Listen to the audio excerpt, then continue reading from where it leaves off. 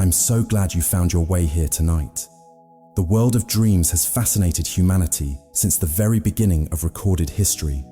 Tonight, we'll drift gently through the mysteries of where dreams come from, exploring the beautiful and strange landscape of the sleeping mind. From ancient theories to modern neuroscience, from vivid nightmares to peaceful visions, we'll wander together through the question that has puzzled philosophers and scientists for thousands of years. Welcome to Sleepless Science Night. Wherever you are right now, perhaps lying in bed with the gentle darkness around you, or sitting in a quiet room as the world outside grows still, allow yourself to settle into this shared moment of calm. Tonight, we'll explore 100 remarkable truths about dreams and the sleeping mind. From the content of our nightly visions to the neural mechanisms that create entire worlds while we rest. From the meaning we find in our dreams to the mysteries that still puzzle scientists today. Each fact is a small step deeper into relaxation, deeper into understanding, deeper into the peaceful twilight between waking and sleep. If this thoughtful journey through the mind helps you slow down, a soft like helps more curious minds drift this way. Subscribing means another sleepless soul might discover this peaceful space tomorrow night. We'd be grateful, but there's no pressure at all. One sleepy soul at a time. For now, you don't need to do anything at all. Just let your shoulders soften. Let your breathing fall into its own rhythm. Imagine yourself drifting in a space of gentle curiosity, where facts become stories and stories become dreams. Now, if you're ready, let's begin our quiet journey through the mysteries of the dreaming mind. Now, if you'd like, close your eyes and take a deep breath. Imagine you're part of an endless stream of consciousness, where thoughts bloom and dissolve like waves, moving without boundaries, without destination. Let go of all limits. Let your mind drift through the space of awareness, and when you're ready, we'll begin. Most people dream between 4 and 6 times each night, though we forget the vast majority within minutes of waking. During a typical 8-hour sleep period, we experience multiple cycles of dreaming, with each dream growing longer as the night progresses. The first dream might last only 5 to 10 minutes, while the final dream can extend for 30 minutes or more. This forgetting is natural, not a failure of memory. The dreams we remember are usually those closest to waking, or dreams particularly vivid or emotional enough to cross into conscious memory. In a lifetime, the average person spends roughly 6 years dreaming, creating countless stories and experiences that vanish like morning mist. Dreams often incorporate events, concerns, and emotions from our waking life, though rarely in straightforward ways. Studies examining dream diaries show that about half of all dream content relates to experiences from the previous day, a phenomenon researchers call the day residue effect. However, these elements appear transformed, mixed with older memories, fears, desires, and completely imaginary scenarios. A stressful meeting at work might become a dream about being lost in a vast building, unable to find an important room. A casual conversation with a friend might blend into a dream where you're traveling together through an impossible landscape. This mixing and matching suggests that dreams are not simple replays of daily life, but rather a creative recombination of memories, emotions, and concerns. The sleeping mind takes the raw material of experience and weaves it into something new, something that feels meaningful, even when it defies logic. The content of dreams varies significantly across cultures, though certain themes appear universal. Researchers comparing dream reports from societies around the world have found that while specific details differ, common experiences include being chased, falling, flying, appearing in public inadequately dressed, experiencing the death of loved ones, and failing at important tasks. These shared themes suggest that certain human concerns and emotions are so fundamental that they shape our dream worlds regardless of cultural background. However, cultural context deeply influences how these themes manifest. The specific settings, characters, and narrative structures of dreams reflect the dreamer's lived experience, beliefs, and social environment. A person raised in a dense urban environment dreams differently about space and movement than someone from a rural setting. Our culture provides the vocabulary through which the dreaming mind tells its stories. Children's dreams differ from adult dreams in predictable ways that reflect cognitive development. Young children, typically under the age of 7 or 8, report dreams that are shorter, less complex, and more static than adult dreams. Their dream reports often feature animals more frequently than human characters, and the dreamer themselves may appear as a passive observer rather than an active participant. As children grow older, their dreams gradually become more narrative, more socially complex, and more likely to include themselves as central characters making decisions and taking actions. This progression mirrors the development of cognitive abilities like self-concept, social understanding, and narrative thinking. By adolescence, dream content has largely assumed its adult character, though the emotional intensity of teenage dreams often reflects the heightened emotions and social concerns of that life stage. Dreams, it seems, grow up alongside the dreamer. Recurring dreams, experienced by roughly 2/3 of all people at some point in their lives, often reflect unresolved concerns or persistent patterns in waking life. These dreams repeat with variations, returning to similar settings, situations, or emotional tones, even when specific details change.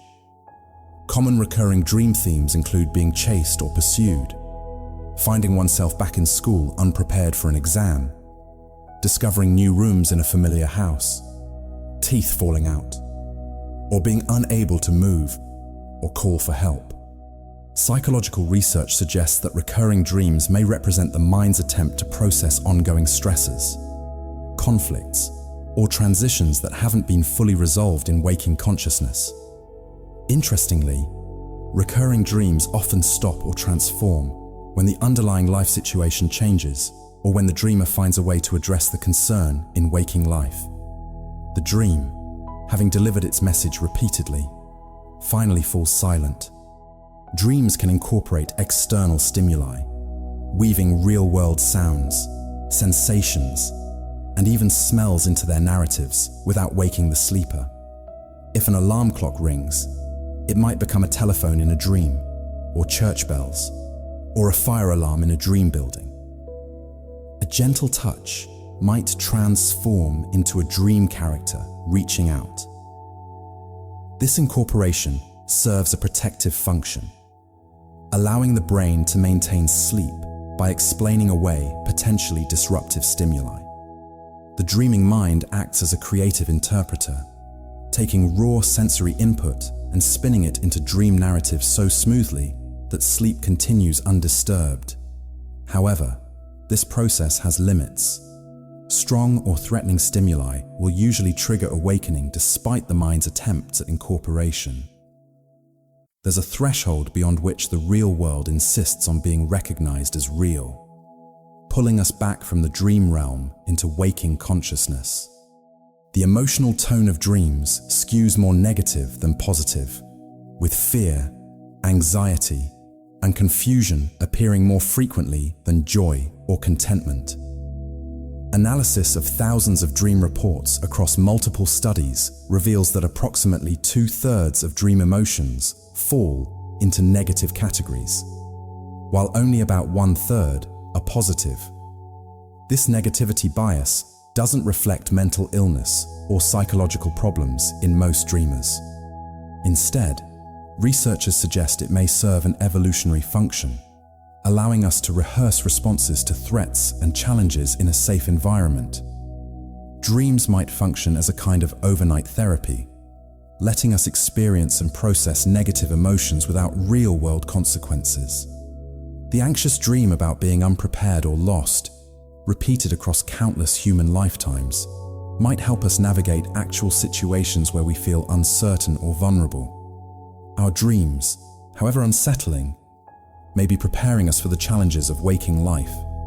Dream memory is extraordinarily fragile because the neurochemical state supporting memory formation during waking is largely absent during REM sleep.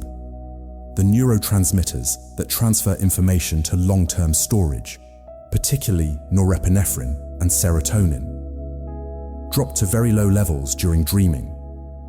This means even vivid dreams exist in a kind of neurochemical limbo, experienced intensely but stored poorly, like writing on water that slowly disperses. The act of writing, speaking, or mentally reviewing a dream immediately upon waking is essential to preserving it. Otherwise, like ancient writing on water-soluble paper, the dream text dissolves back into the unconscious ocean from which it emerged. Dream color has changed across generations in fascinating ways. Research from the early 2000s found that people who grew up before color television sometimes reported black and white dreams, while younger generations dream almost exclusively in color. Today, among those born after 1990, nearly everyone dreams in full color, suggesting our visual media deeply shapes even our sleeping experiences. The palette of our dreams reflects the visual world we inhabit while awake. More recent research indicates that younger generations, raised entirely on color screens, dream almost exclusively in color. However, some individuals report dreams with varying color saturation, sometimes vivid and rich, sometimes muted or limited to specific objects or scenes. The visual characteristics of our dreams are influenced by the visual media we consume, particularly during formative years. Dreams can feel much longer than they actually are, with complex narratives that seem to unfold over hours occurring in just minutes of real time. This time, compression happens because dreams don't follow the linear time logic of waking experience.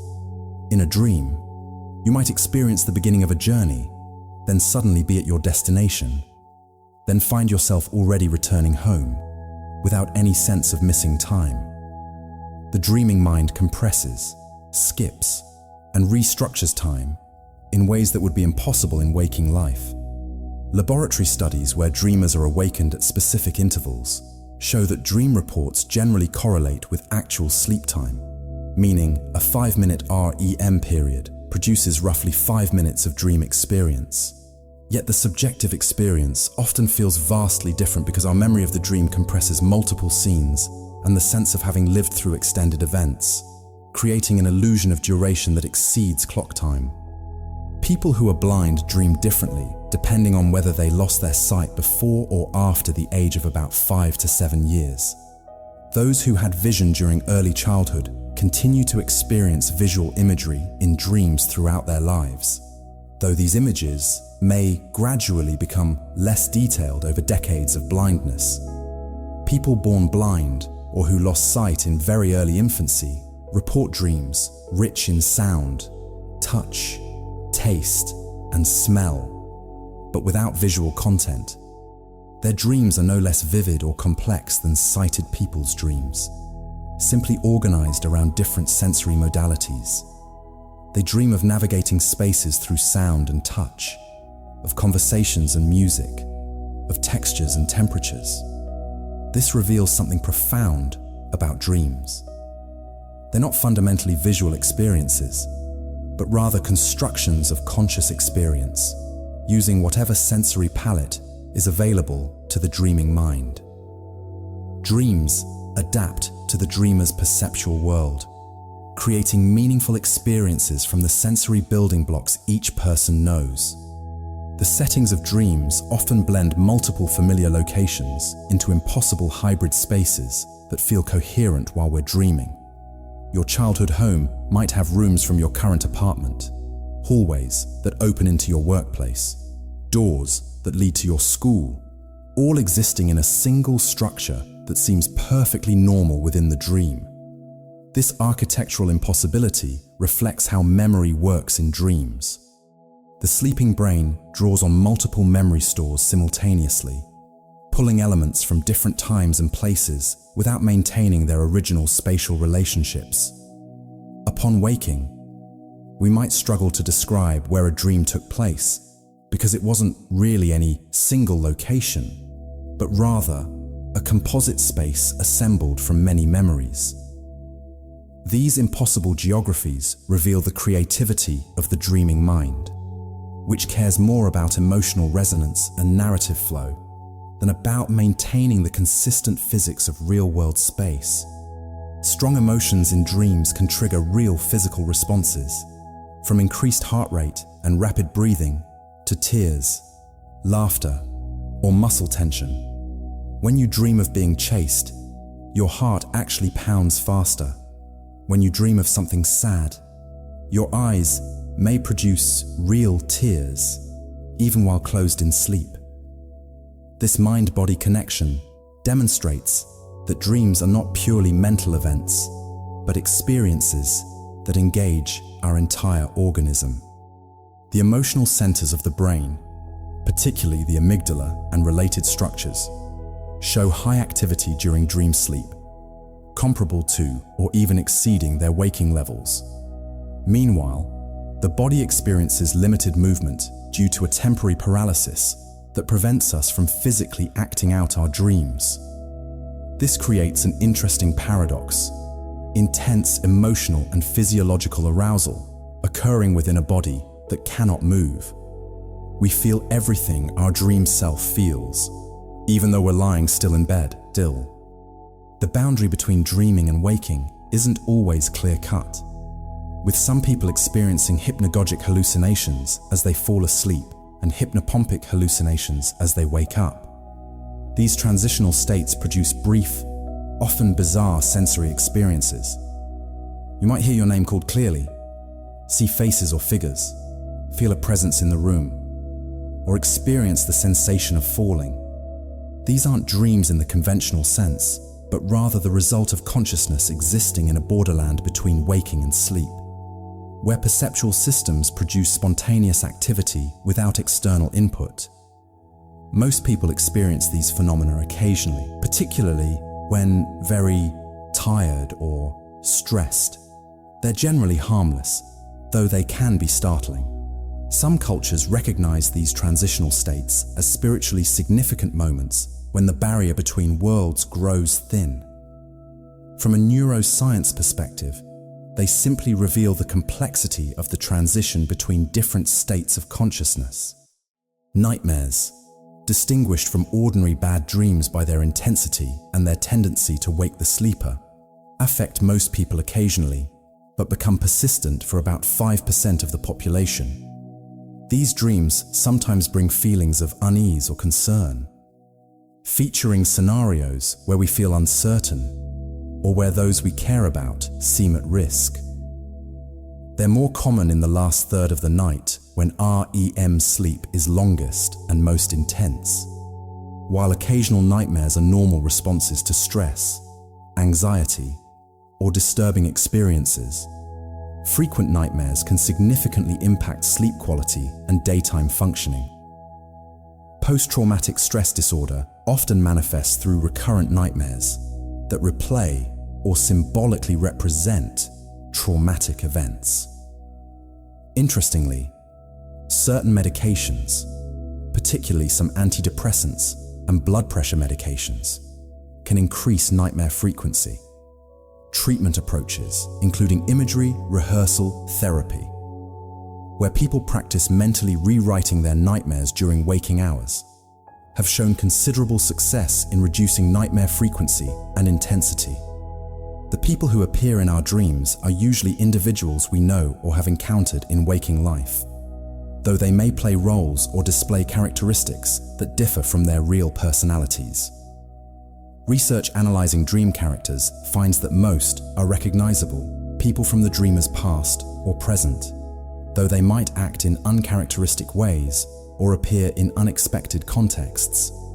Occasionally, completely unfamiliar people appear in dreams, but these strangers are likely composites or variations of faces we've actually seen, perhaps in passing on the street or in media.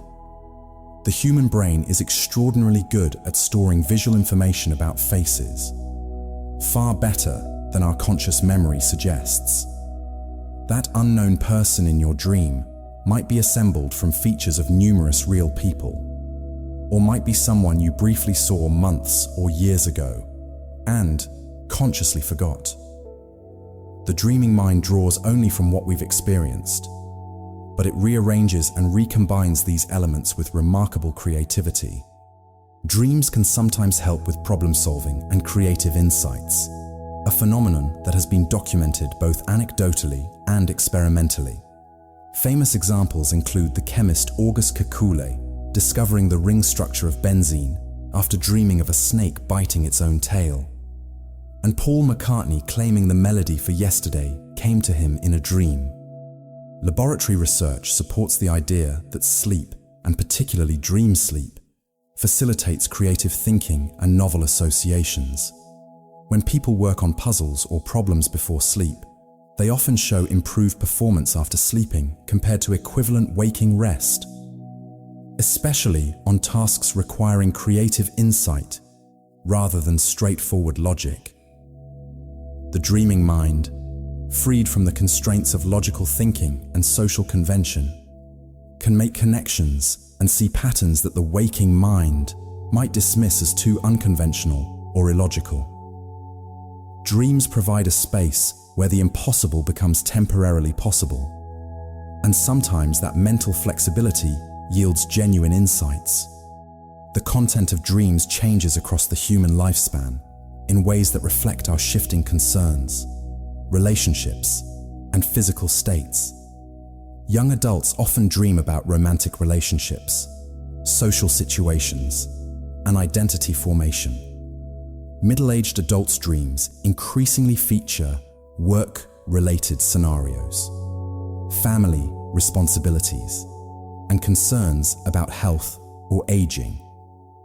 Elderly people's dreams tend to include more references to the past, lost loved ones, and reflections on life lived. Physical health also influences dream content, with people experiencing illness or pain sometimes incorporating these sensations into dream narratives.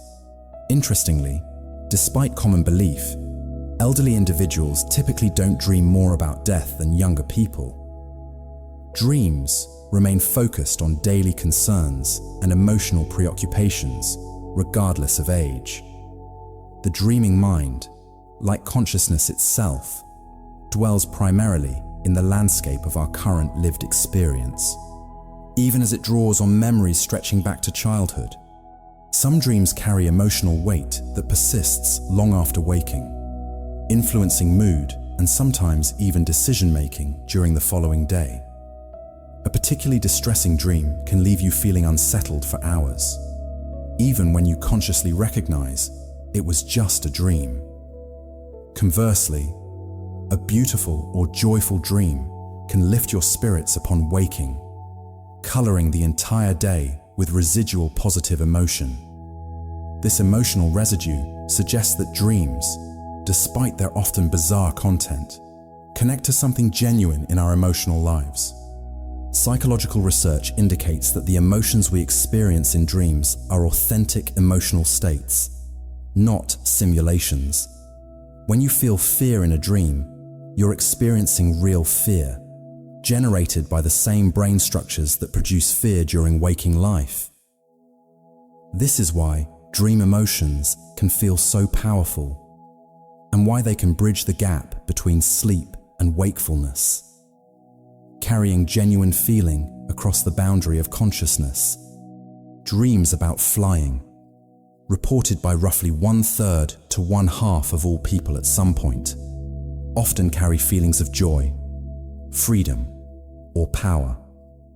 Though some flying dreams involve anxiety about falling or difficulty maintaining altitude, The experience of flight in dreams has no single psychological interpretation, despite popular dream dictionaries suggesting otherwise. Some researchers propose that flying dreams reflect feelings of confidence, liberation, or transcending limitations in waking life. Others note that the sensation of flying might simply result from the sleeping body's experience of weightlessness, or the brain's attempt to interpret random vestibular signals during REM sleep. Many people report that their first flying dreams occurred in childhood and that the sensation feels remarkably real, complete with visual perspectives from above and the physical sense of movement through air. Flying dreams remain among the most memorable and pleasant dream experiences people report, regardless of their psychological meaning or physiological basis. Pregnant women often experience more vivid, bizarre, and emotionally intense dreams than usual, particularly during the third trimester. Common themes include dreams about the baby, concerns about childbirth, anxiety about parenting capabilities, and sometimes disturbing dreams involving harm to the baby. These dreams appear to reflect the profound psychological and physical changes of pregnancy. Hormonal shifts, particularly increases in progesterone, can intensify dream vividness and recall. Frequent nighttime waking to urinate or due to physical discomfort also increases the chances of remembering dreams by causing awakenings during REM periods. Additionally, pregnancy naturally focuses attention and emotional energy on the approaching major life transition, and dreams reflect this preoccupation. Partners of pregnant women sometimes report increased dream activity as well, suggesting that the anticipation and anxiety surrounding parenthood can influence dream content even without direct hormonal involvement. Dreams may represent the subjective experience of memory consolidation happening overnight. Studies show the sleeping brain replays neural patterns from the previous day, particularly during both REM and non-REM sleep. This replay strengthens important connections and integrates new information with existing knowledge. People learning new skills often dream about them, though usually in transformed ways rather than literal repetition. The neural rehearsal continues while we sleep, consolidating what we learned into lasting memory. Experiments demonstrate that sleep after learning improves retention compared to equivalent waking time, and that dream content often reflects the material being consolidated. This memory processing function explains why good sleep is essential for learning and why sleep deprivation impairs memory formation. Not everyone remembers their dreams regularly, with some people claiming never to dream at all. Though laboratory studies confirm that everyone dreams multiple times per night, the difference lies in dream recall rather than dream production. Factors influencing dream recall include awakening during or shortly after REM sleep, having generally good sleep quality, maintaining a regular sleep schedule, having high interest in dreams, and personality traits including openness to experience and creativity.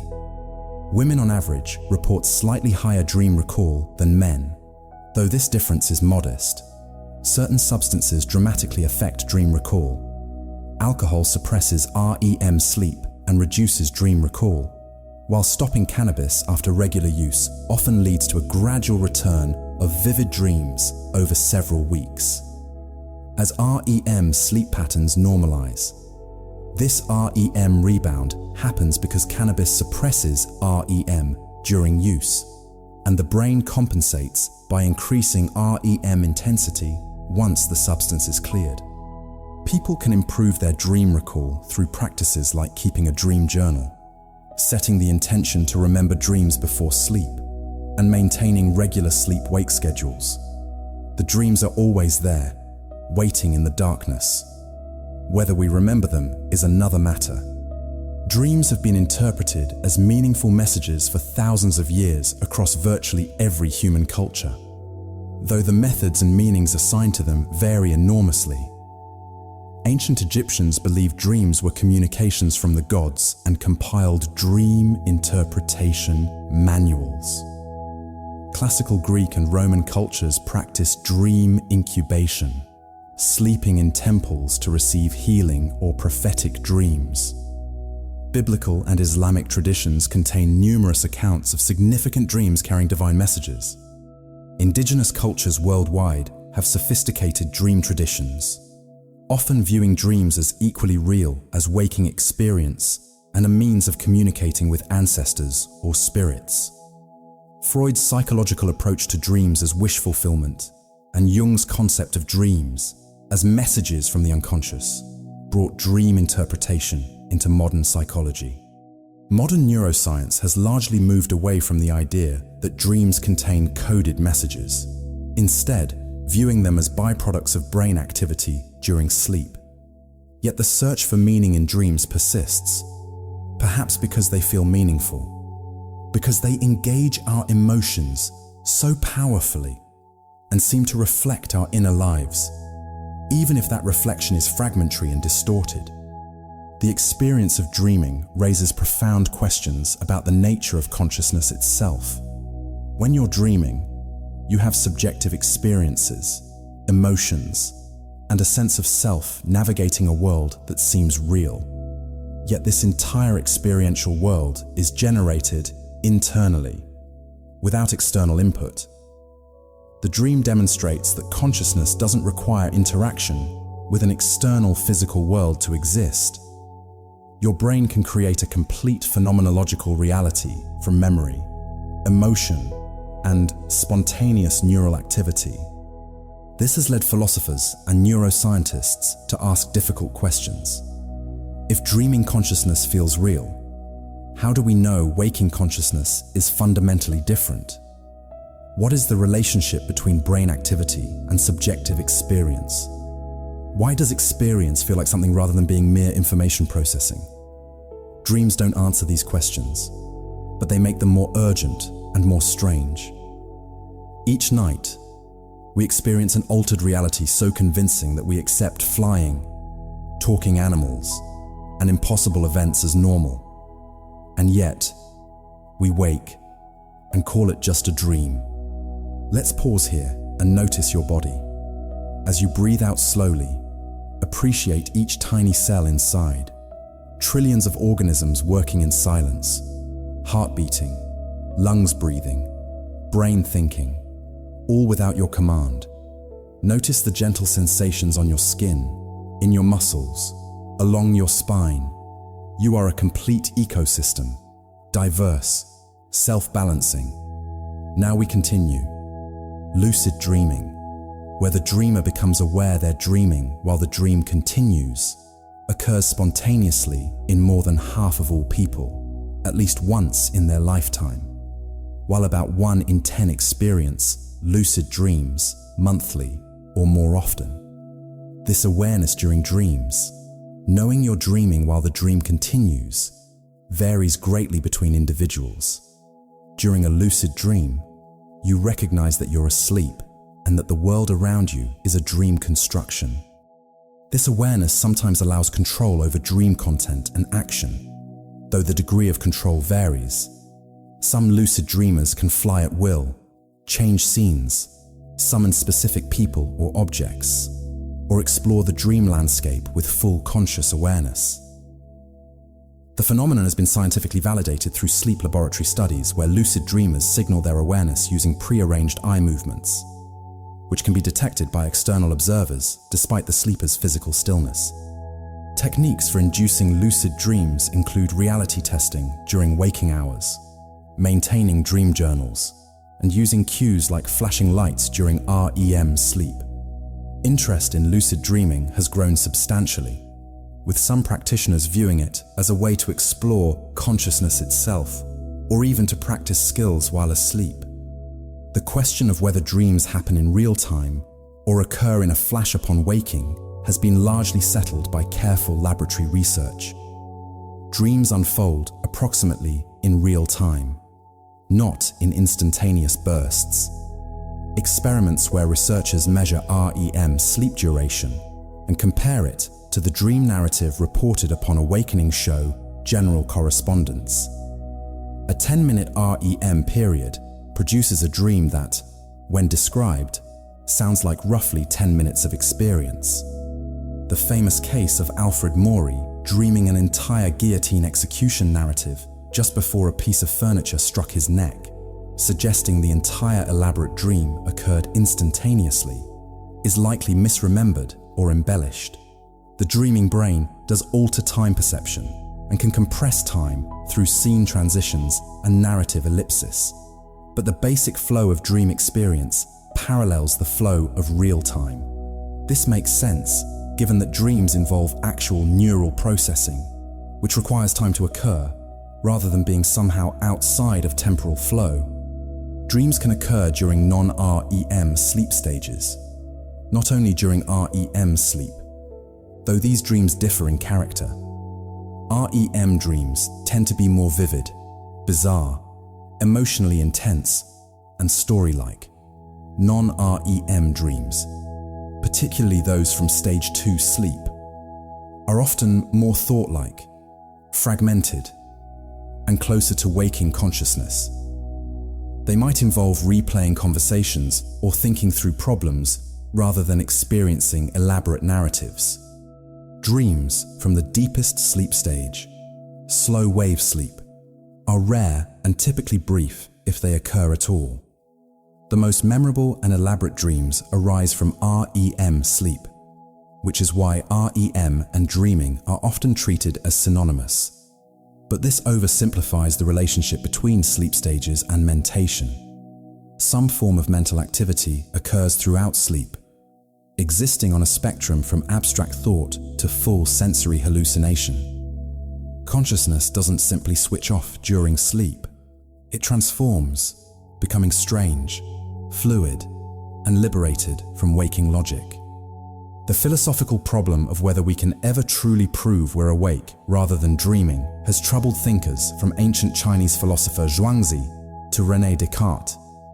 Zhuangzi dreamed he was a butterfly and upon waking wondered if he was actually a butterfly. Dreaming, it was Zhuangzi. Descartes used dream skepticism as a starting point for his famous "I think, therefore, I am" argument, noting that while dreaming, we're convinced of the reality of dream experience. The problem persists because dreams can feel completely real while they're happening, and no certain test exists that you can perform in the moment to absolutely distinguish dreaming from waking. Proposed reality checks like reading text, checking clocks, or trying to push your finger through your palm can fail in either direction. Some dreams include the experience of waking up only to find you're still dreaming. From a practical standpoint, we rely on consistency, coherence, and consensus with others to distinguish waking reality. But philosophically, the distinction remains troublingly uncertain. Perhaps this uncertainty should make us appreciate both states more, recognizing that consciousness takes multiple forms, each with its own kind of reality. Some cultures treat dreams as continuous with waking life, rather than as separate, less real experiences. Australian Aboriginal cultures view dreamtime as a sacred era when ancestors created the world, and dreams as connections to this timeless dimension. Many indigenous American traditions see dreams as encounters with spirits, sources of guidance, or travels of the soul during sleep. In these frameworks, dismissing a dream as just a dream would be nonsensical.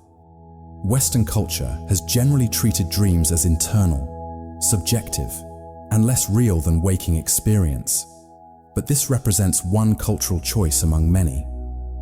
The scientific view of dreams as neural activity doesn't necessarily conflict with viewing them as meaningful experiences, deserving attention and respect. Whether dreams are messages, memories being processed, random neural firing, or all of these simultaneously, the experience of dreaming remains a fundamental part of human consciousness.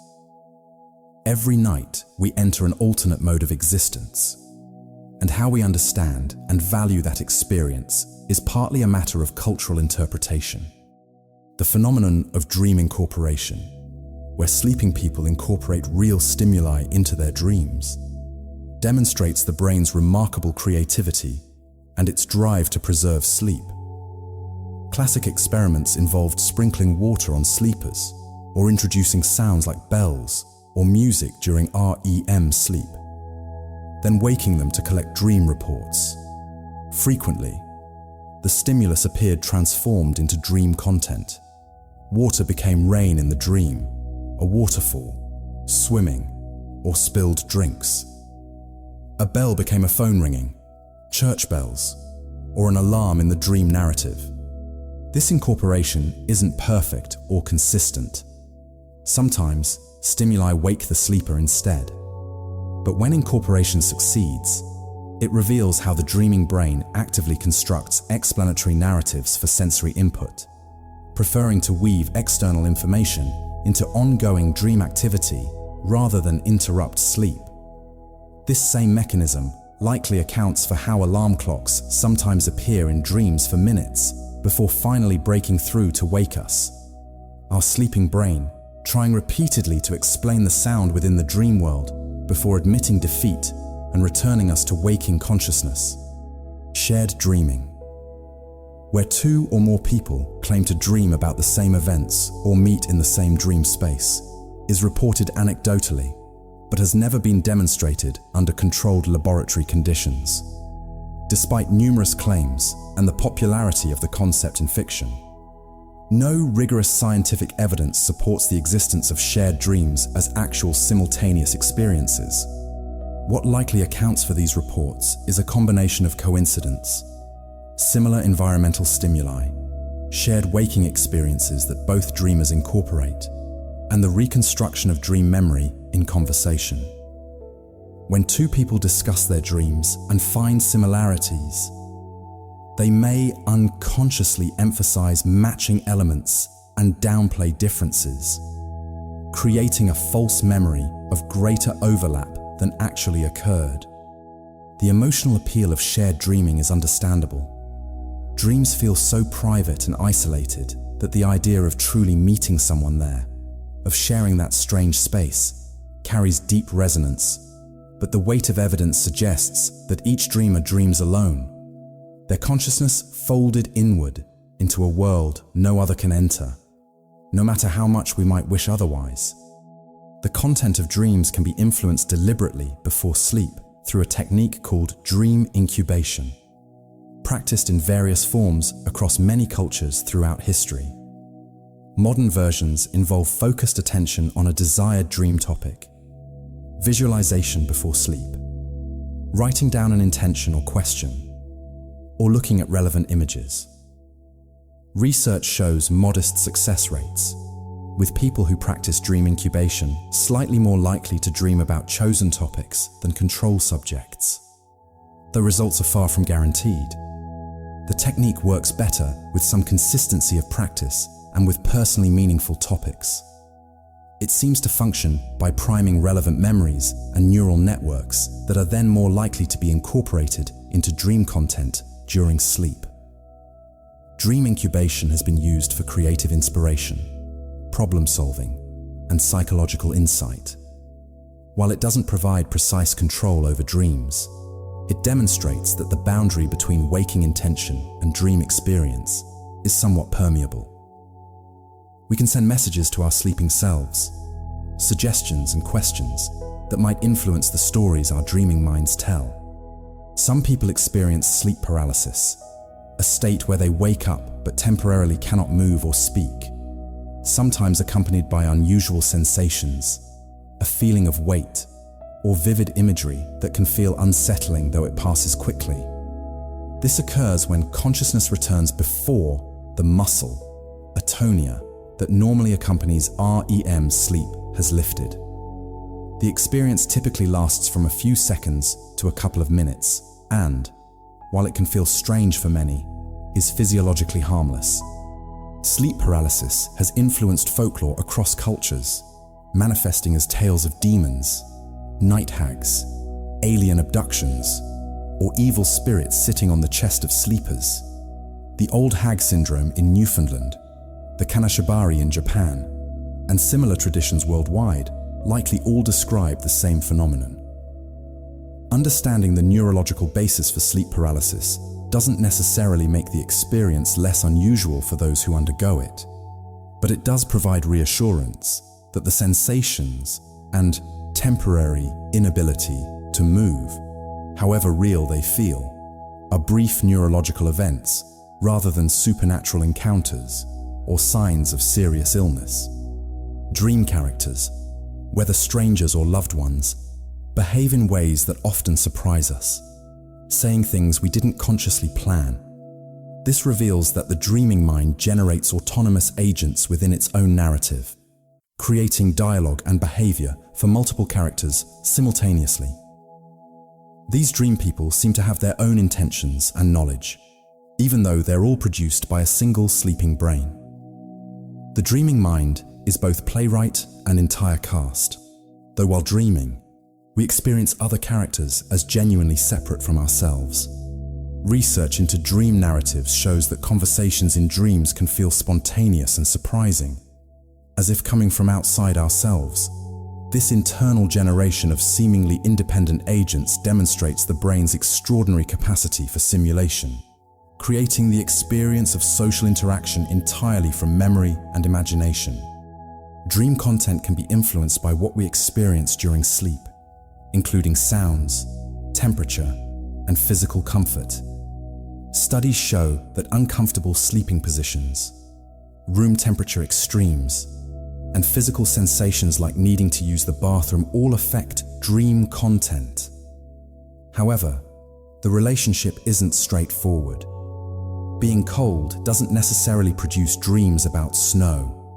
Instead, the brain might weave discomfort into the narrative in symbolic or transformed ways. Dream emotion and tone seem more reliably affected than specific content.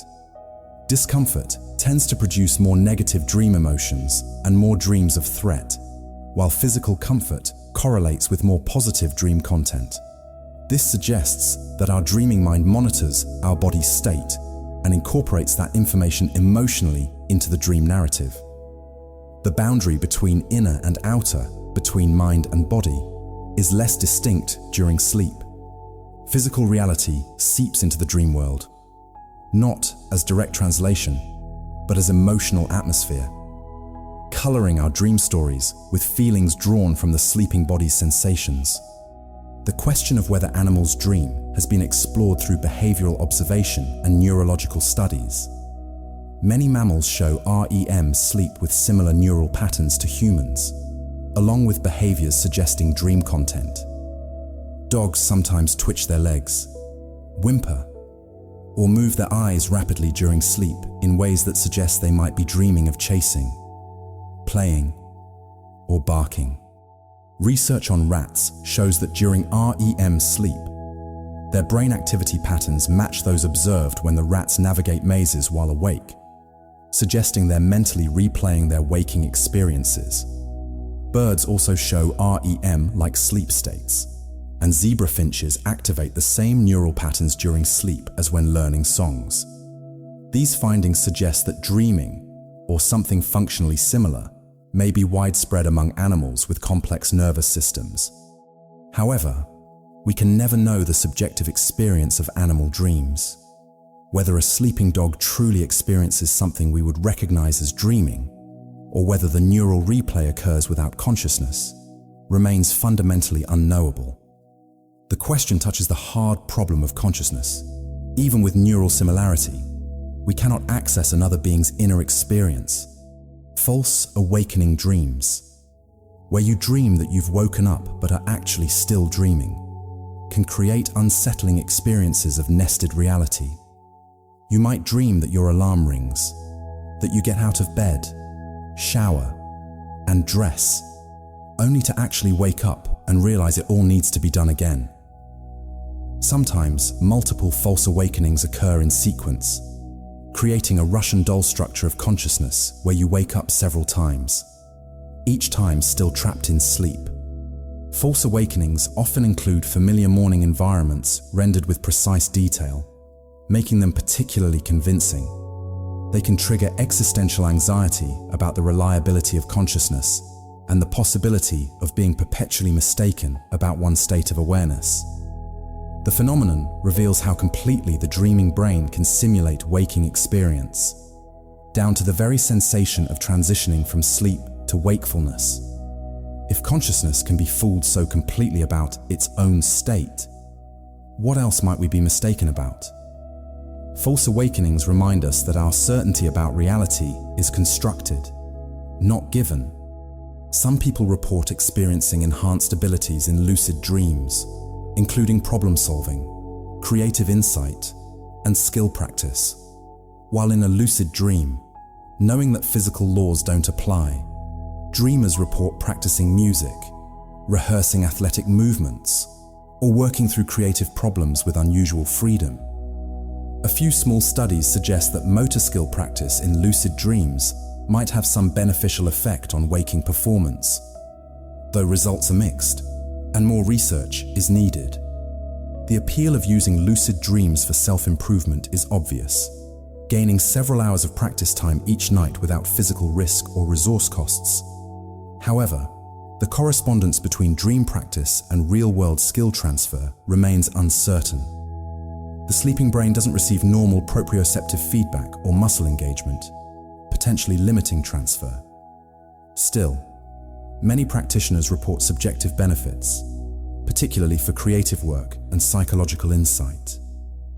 Whether lucid dreams can be harnessed for practical skill development or remain primarily fascinating explorations of consciousness itself, they represent one of the frontiers where sleep science meets human potential. The experience of time in dreams remains one of their most mysterious features. Dream narratives seem to unfold with their own temporal logic, where years can pass in moments or brief scenes stretch into long experiences. Some dream researchers propose that our memory of dream duration is constructed upon or just after waking, assembled from fragments and emotions into a narrative that includes a sense of elapsed time. Others suggest that time genuinely flows differently in dreams because the neural processes generating dream experience aren't bound by the same mechanisms that track time during waking. The subjective impression of time passing in dreams might not correspond to actual neural processing time. When you dream of a long journey or years passing, the neural representation of journey or years might be encoded in ways that don't require moment-by-moment processing. Dreams might not happen in time so much as represent time through summary and symbol. We wake with memories of experience and duration, but those memories may have been created differently than memories of lived waking time. Time in dreams remains slippery, a felt experience that might not map to clock time or neural processing time in straightforward ways. If you're still here with me, thoughts still flickering like candlelight, just notice. Don't judge. Just notice where your mind is. We're exploring consciousness itself, the very thing doing the exploring right now. Strange, beautiful, and perfectly calm. Let's drift onward together. The relationship between depression and dreaming is complex and bidirectional. People experiencing depression often report changes in dream content, with dreams becoming more negative, more focused on themes of loss and failure, and sometimes more vivid. Depression also affects the architecture of sleep, typically increasing the amount and intensity of REM sleep early in the night, while disrupting sleep quality overall. Interestingly, REM sleep deprivation sometimes produces temporary mood improvement in depressed individuals, though this isn't a practical treatment since the effect reverses when normal sleep resumes. Some researchers propose that excessive or poorly regulated REM sleep might contribute to maintaining depression through repeated rehearsal of negative emotional content in dreams. Others suggest that dream content changes are merely symptoms, not causes, of depression. The relationship likely works both ways, with mood affecting dreams and dream content potentially influencing mood. This interconnection highlights how deeply integrated our sleeping and waking mental lives truly are. dream interpretation, whether psychological or spiritual, operates on the assumption that dreams mean something beyond their surface content. Freud proposed that dreams represent disguised fulfillment of repressed wishes, with manifest content hiding latent symbolic meaning. Jung saw dreams as messages from the unconscious, using a universal language of archetypes and symbols. Many therapeutic approaches use dream exploration as a tool for psychological insight. However, modern neuroscience has largely moved away from the idea that dreams are coded messages. The activation synthesis hypothesis proposes that dreams result from the brain trying to make sense of random neural activity during REM sleep, creating narratives from noise rather than expressing hidden meanings. Other theories suggest dreams play functional roles in memory consolidation or emotional regulation without necessarily carrying symbolic messages. The debate continues, partly because it hinges on how we define meaning. Dreams undoubtedly reflect our concerns, memories, and emotional states, making them meaningful in that sense, even if they don't contain encoded messages awaiting interpretation. What dreams mean, and whether they mean at all, remains genuinely uncertain. The phenomenon of déjà vu, the unsettling feeling of having experienced something before, even though you know you haven't, may be connected to dream memory. Some déjà vu experiences might result from recognition of situations that we actually dreamed about but don't consciously remember dreaming. Since dream memory is so fragile and incomplete, it's possible to encounter a situation in waking life that matches a forgotten dream scene, triggering a sense of familiarity without explicit memory of the dream. Other explanations for déjà vu include slight timing, mismatches in neural processing, false memories created on the spot, or patterns of resemblance between current and past experiences. The dream hypothesis is difficult to test scientifically, but remains plausible given how little of our dream content we remember. Every night we experience hours of detailed scenarios that we'll never consciously recall. Our sleeping minds explore countless variations of reality. Occasionally, it seems, waking life catches up to one of those forgotten explorations, creating the eerie sensation that we've lived this moment before. Cultural dream theory influences how people experience and report dreams. Research comparing dream reports across cultures finds differences in the frequency of various dream themes and in how dreams are understood. In cultures where dreams are seen as spiritually significant, people tend to report more vivid dreams and attach more importance to them. Where dreams are dismissed as meaningless, people may pay less attention and remember fewer dreams.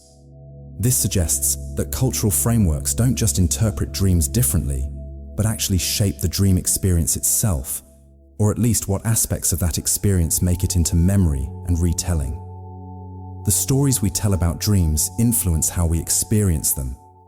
This has practical implications. Engaging seriously with dream experience, whether through journaling, discussion, or creative work, tends to increase dream vividness and recall. The attention we pay to dreams helps shape them, creating a feedback loop between cultural meaning, personal attention, and dream experience. The boundary between dreaming and psychosis has long interested psychiatrists and neuroscientists. Dreams include many features that, if experienced while awake, would be considered psychotic symptoms: hallucinations, bizarre beliefs, confused thinking, disorientation, and emotional instability. Yet we don't consider dreaming pathological because it's universal, temporary, and confined to sleep. Some theories propose that understanding dream consciousness might illuminate the neural mechanisms underlying psychosis.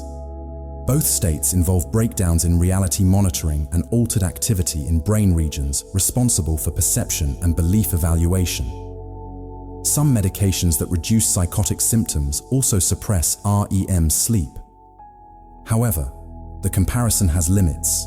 Dreams occur in a specific, physiological state with its own neural signature, while psychosis involves persistent alterations of waking consciousness.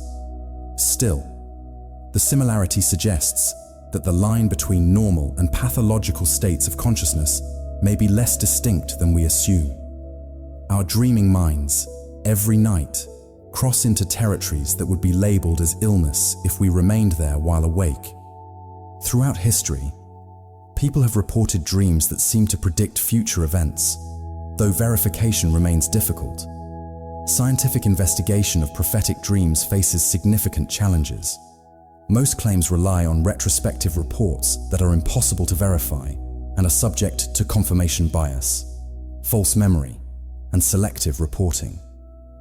People remember dreams that seem to match later events while forgetting thousands of dreams that didn't predict anything. Controlled studies, where people record dreams before checking if they came true, find no evidence of precognition beyond chance. The most plausible explanation for prophetic dream experiences combines several factors. We dream about so many potential scenarios that some will inevitably resemble future events by coincidence. We unconsciously pick up waking cues that inform dream content and later outcomes. And we reconstruct dream memories after events to match what happened. This doesn't diminish the emotional impact of feeling you've dreamed the future, but it suggests the mechanism is psychological rather than supernatural. The content and frequency of dreaming can be affected by medications and substances. Alcohol suppresses REM sleep during the first half of the night, often leading to rebound REM and intense dreams in the early morning. Cannabis also suppresses REM sleep, and regular users who quit often experience a surge of vivid, sometimes disturbing dreams. Antidepressants, particularly SSRIs, can make dreams more vivid and sometimes more bizarre or frightening. Beta blockers used for blood pressure and anxiety can trigger nightmares in some people. Conversely, some medications reduce dream recall or dream intensity. Melatonin supplements sometimes increase dream vividness. These pharmaceutical effects reveal how profoundly brain chemistry shapes dream experience. The neurotransmitter systems affected by these substances, particularly serotonin, norepinephrine, and acetylcholine, are intimately involved in generating and modulating REM sleep and dreaming. By altering the chemical environment of the sleeping brain, we alter the dreams it creates. Some people claim to have recurring nightmares about events they couldn't possibly have witnessed, such as historical tragedies or scenarios from past lives. These dreams feel intensely real and emotionally powerful to the dreamer. Psychological explanations focus on how the dreaming mind draws on cultural knowledge, media exposure, and archetypal fears to create scenarios that feel personal even when their specific content is historically or geographically distant. A person who has never experienced war might still dream vividly of battlefield trauma by combining fragmentary knowledge from films, books, and news with universal human fears about violence and death. The emotional authenticity of such dreams doesn't require the events to have actually happened to the dreamer. Our capacity for empathy and imagination allows us to construct deeply felt experiences from second-hand information. Past life explanations for such dreams remain unfalsifiable and unnecessary, given our understanding of how memory, imagination, and emotion interact in dream construction. The mystery isn't why we dream of things we haven't experienced, but rather how completely the dreaming mind can make the imagined feel real. Dream content sometimes includes knowledge or information the dreamer doesn't consciously know, leading to impressions that dreams provide access to hidden wisdom or collective knowledge. More often, these experiences reflect implicit learning and pattern recognition that occurs below conscious awareness. You might dream a solution to a problem you've been unconsciously working on, or dream of something you briefly saw or heard but didn't consciously notice. The dreaming mind has access to more information than the waking mind realizes, including subliminal perceptions, implicit memories, and unconscious associations. When this information surfaces in dreams, it can feel like revelation or supernatural knowledge. But it's actually your own mind revealing something you already knew without knowing you knew it. This doesn't make dream insights less valuable. Whether an insight comes from unconscious reasoning or divine inspiration matters less than whether it proves useful. Dreams provide a way for information to move from implicit to explicit awareness, from the shadows of almost forgotten experience into the light of conscious recognition. The experience of consciousness during dreams raises fundamental questions about what consciousness is and how it relates to physical reality.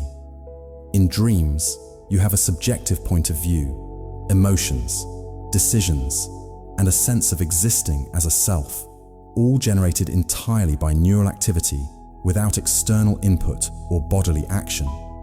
This demonstrates that consciousness doesn't require engagement with an external world to exist, that the sense of being a self in a world can be fully constructed internally. Some philosophers argue that dreams prove consciousness is fundamentally an internal construction, that even waking experience is more like a controlled hallucination than direct perception of reality. Others maintain that dreaming and waking consciousness differ crucially because waking experience is constrained and validated by external reality. Either way, dreams force us to confront the mystery of how subjective experience arises from physical processes in the brain. Each night, we experience the creation and dissolution of entire worlds, of selves that act and feel and disappear with waking. We are each, in a sense, a dream that forgot its dreaming. We've traveled halfway, and in this moment, let each breath guide you to realize time is yours, a separate stream that only you are living. While the vast universe continues its ancient rhythms, this breath you're taking now belongs only to you. No one else breathes this exact moment. Cherish this present second, knowing it's yours alone, and we continue drifting. Sleep is not a uniform state, but a complex cycle through different stages, each with distinct brain activity, physiological characteristics, and functions. The two main categories are non-REM sleep, divided into 3 stages of increasing depth, and REM sleep, where most vivid dreaming occurs. A complete sleep cycle through all stages takes roughly 90 minutes, and we typically experience 4 to 6 cycles per night. Understanding these stages helps explain why sleep quality matters as much as quantity. Interrupted or fragmented sleep disrupts the natural progression through stages, reducing the restorative benefits even if total time in bed remains adequate. Each stage serves different functions, from the initial light sleep that helps us transition from waking to the deep, slow wave sleep that physically restores the body to the REM sleep that processes emotions and consolidates memories. Sleep architecture. The pattern of these stages across the night changes with age, health status, and sleep disorders. Stage 1. Sleep is the lightest stage, lasting only a few minutes as we transition from wakefulness to sleep. Brain waves slow from the rapid beta waves of waking consciousness to slower alpha and theta waves. This stage is characterized by slow, rolling eye movements and muscle relaxation, though we can still be easily awakened. People woken during stage 1 often insist they weren't really asleep, just resting with eyes closed. Hypnagogic hallucinations. Those brief sensory experiences like hearing your name called or seeing fleeting images occur during this transitional state. The sensation of suddenly falling, sometimes accompanied by a physical jerk called a hypnic jerk or sleep start, also happens during stage 1. These jerks are thought to result from the motor system's resistance to falling asleep or from misinterpretation of muscle relaxation as falling. Stage 1 accounts for only about 5% of total sleep time in adults, but serves as the essential gateway between waking and deeper sleep. Stage 2. Sleep makes up roughly half of total sleep time in adults.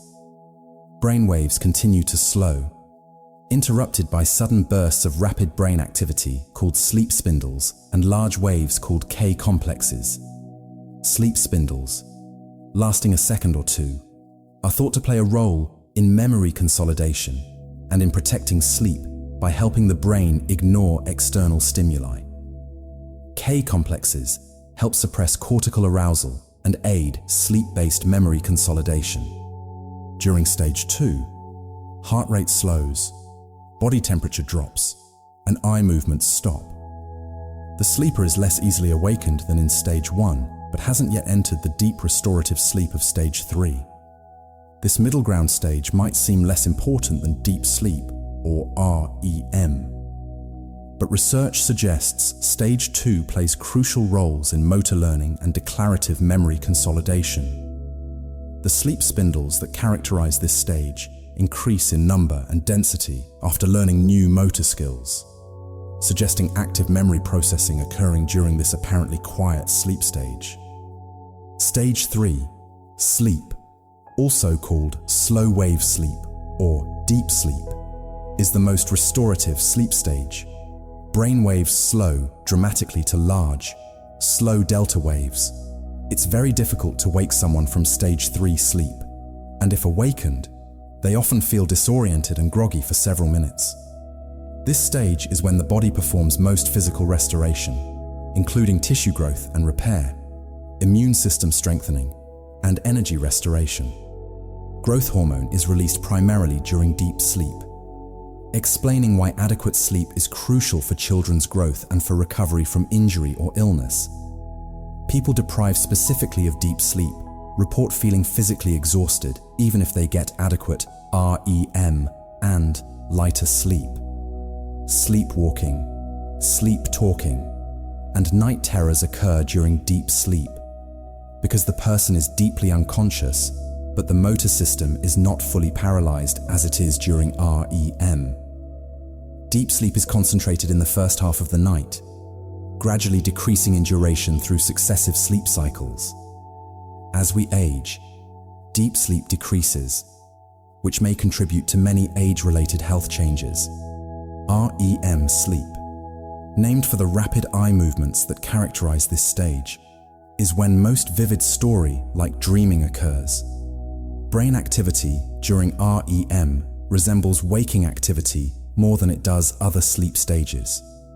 The body experiences temporary paralysis of most voluntary muscles, preventing us from physically acting out dreams, though the diaphragm continues to function for breathing and eye muscles remain active. Heart rate and breathing become irregular, blood pressure rises, and body temperature regulation decreases. Men typically experience erections during REM regardless of dream content, and women experience increased blood flow to the vagina, responses controlled by autonomous nervous system activity rather than dream content. REM sleep is evolutionarily ancient, present in all mammals studied except possibly dolphins and some other aquatic mammals. The first REM period of the night is brief, perhaps 10 minutes, while later REM periods can last 30 minutes or more. REM sleep serves crucial functions in emotional regulation, creativity, and certain types of memory consolidation. The brain regions active during REM sleep reveal why dreams have their characteristic features. The visual cortex shows high activity, generating the vivid imagery of dreams. The amygdala and other emotion centers are highly active, explaining the emotional intensity of dreams. The prefrontal cortex, responsible for logical thinking, planning, and reality testing, shows decreased activity, explaining why we accept bizarre dream events as normal while dreaming. The hippocampus, crucial for memory formation, is active but disconnected from the prefrontal cortex in unusual ways, possibly explaining the strange memory formation and retrieval patterns in dreams. motor areas activate to generate the experience of dream movement, while actual motor output is blocked. This pattern of activation and deactivation creates a state where we have vivid sensory experience and emotion without logical analysis or physical action. The dreaming brain is literally constructed differently than the waking brain, reorganized to create experience without reality testing. The neurotransmitter environment of the brain changes dramatically between waking and different sleep stages. During waking, neurotransmitters like norepinephrine, serotonin, and histamine are at high levels, supporting alert consciousness. As sleep begins, these levels gradually decline. During REM sleep, norepinephrine and serotonin drop to near zero, while acetylcholine rises to waking levels or higher. This chemical shift helps explain many REM sleep features. The absence of norepinephrine and serotonin may allow the brain to process emotional memories without the stress response that would occur during waking recall. The high acetylcholine supports the vivid sensory experience of dreams. This chemical state also explains why we don't transfer most dream memories to long-term storage. The neurotransmitter environment during REM isn't optimal for memory consolidation, despite the vividness of the experience. Dreams feel intensely real while happening, but fade quickly, because the chemistry of memory formation is altered during REM sleep. The discovery of REM sleep in 1953 by Eugene Aserinsky and Nathaniel Kleitman revolutionized sleep science. Before this, researchers assumed sleep was a uniform unconscious state. By monitoring eye movements and brain waves, Aserinsky discovered periods of rapid eye movement accompanied by brain activity resembling waking. When sleepers were awakened during these periods, they reported vivid dreams about 80% of the time. This finding proved that sleep has structure and that dreaming has a specific physiological basis. It opened the way for objective study of dreaming and sleep functions using laboratory methods, rather than relying solely on introspection and dream reports. The discovery revealed that far from being passive shutdown, sleep involves active brain processes distinct from waking consciousness. Modern sleep science traces its origins to this discovery, which demonstrated that we could study the sleeping brain scientifically and map the landscape of consciousness across its different states. Sleep deprivation has profound effects on both cognitive function and emotional regulation. After even one night of poor sleep, attention, working memory, and decision-making all decline. Reaction times slow, errors increase, and motivation decreases. After several nights of inadequate sleep, cognitive impairment resembles that of alcohol intoxication. Emotional regulation suffers particularly. Sleep-deprived people show increased emotional reactivity, more negative emotions, and difficulty controlling impulses. The prefrontal cortex, already less active during sleep, functions poorly when sleep-deprived, reducing our ability to regulate emotions and impulses. Interestingly, specific REM sleep deprivation affects emotional processing particularly strongly, supporting the theory that REM sleep helps process and regulate emotions. The ancient advice to sleep on it before making important decisions has solid neuroscience behind it. The sleeping brain literally processes information differently than the exhausted waking brain, often arriving at better solutions. But remember, even imperfect sleep still provides some restoration. One difficult night doesn't erase your well-being. The body is remarkably resilient. Circadian rhythms, our internal biological clocks, regulate the timing of sleep and wakefulness over a roughly 24-hour cycle. These rhythms are coordinated by a small region of the hypothalamus called the suprachiasmatic nucleus, which receives light information from the eyes and acts as the master clock. However, nearly every cell in the body contains its own circadian clock, creating a network of timekeepers that must stay synchronized for optimal health. The circadian system produces a drive for wakefulness that builds across the day, opposing the homeostatic sleep drive that builds from accumulated waking time. These two systems interact to make us feel alert during the day and sleepy at night. Light exposure, particularly blue light, strongly influences circadian timing, which is why evening screen use can delay sleep onset. Our modern lit environment and irregular schedules often conflict with our circadian biology, leading to chronic circadian misalignment that affects sleep quality, mood, and health. The drowsiness we feel after lunch, the afternoon dip, reflects a natural circadian rhythm of alertness, rather than simply a food-induced state. The homeostatic sleep drive represents the second major system regulating sleep. The longer we're awake, the stronger the pressure to sleep becomes, due to accumulation of sleep-promoting substances in the brain, particularly adenosine. Adenosine builds up during waking activity as a byproduct of cellular energy use. When it binds to receptors in the brain, it promotes sleepiness. Caffeine works by blocking adenosine receptors, temporarily preventing adenosine from having its sleep-inducing effect. However, adenosine continues to accumulate, which is why caffeine eventually wears off and sleep pressure returns even stronger. During sleep, adenosine is cleared from the brain, and the homeostatic drive resets. The interaction between homeostatic and circadian drives explains why timing matters for sleep.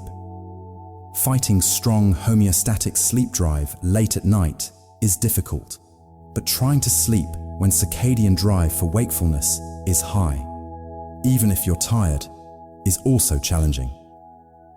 Optimal sleep occurs when both systems align in promoting rest.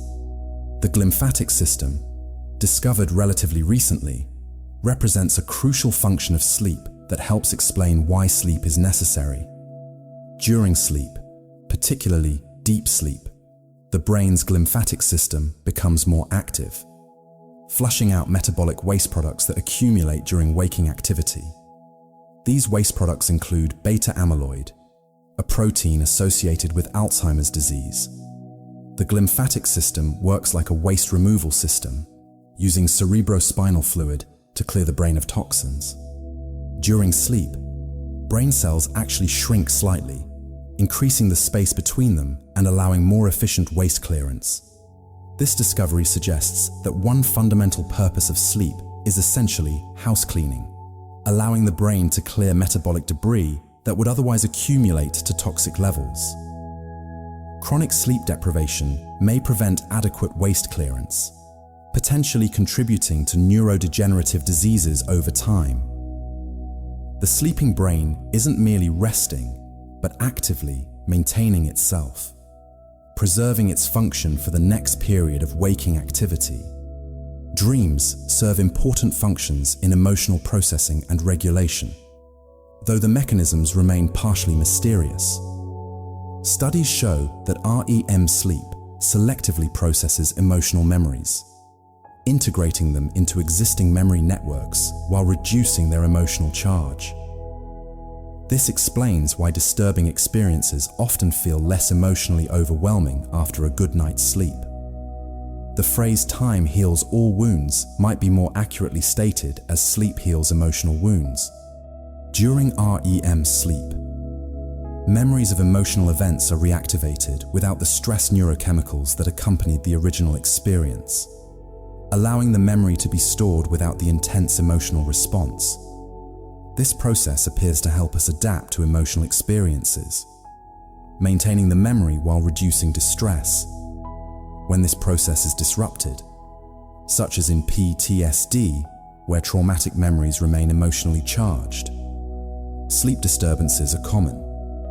The link between sleep, dreaming, and emotional health is profound, suggesting that adequate sleep isn't a luxury, but a necessity for psychological well-being.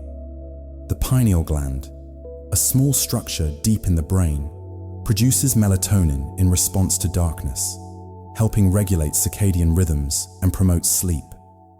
As evening approaches and light levels fall, melatonin secretion rises, signaling to the body that it's time for sleep. Melatonin doesn't directly induce sleep, but rather opens the sleep gate, making sleep possible by lowering body temperature and reducing alertness.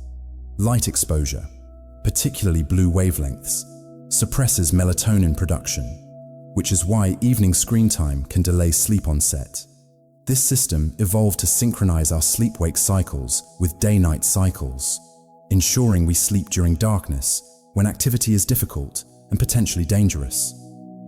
In modern lit environments, we often override this natural signal, staying awake long past when melatonin would naturally tell us to sleep.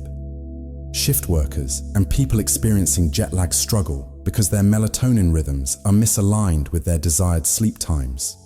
Some people take supplemental melatonin to help with sleep, though its effectiveness varies and timing matters more than dose. Different age groups require different amounts of sleep, and sleep architecture changes across the lifespan. Newborns sleep 16 to 18 hours per day, much of it REM sleep, which may support rapid brain development. As children grow, total sleep time gradually decreases while the proportion of deep sleep relative to REM increases. Teenagers require about 9 hours of sleep, but often get much less due to delayed circadian rhythms that naturally shift sleep timing later, combined with early school start times. Adults typically need 7 to 9 hours. Though individual variation exists, elderly adults often sleep less, with more frequent awakenings and less deep sleep, though they may compensate with daytime napping. These changes don't necessarily indicate that older adults need less sleep, but rather that aging affects the ability to maintain continuous sleep. Throughout life, adequate sleep supports physical health, cognitive function, emotional regulation, and immune function. What changes is how easily we achieve that sleep and how it's distributed across each 24 hours. Individual differences in sleep need and preference are partially genetic. Some people are natural morning larks who wake early and feel most alert in the morning, while others are night owls who prefer later schedules. This chronotype affects not just sleep timing, but also performance, mood, and even personality expression across the day. Genetics also influence how much sleep an individual needs, how deeply they sleep, and how easily they're awakened by noise. Rare genetic mutations have been identified that allow some individuals to function well on significantly less sleep than average without apparent ill effects. Most people who believe they need little sleep are actually chronically sleep deprived, accumulating health and cognitive costs.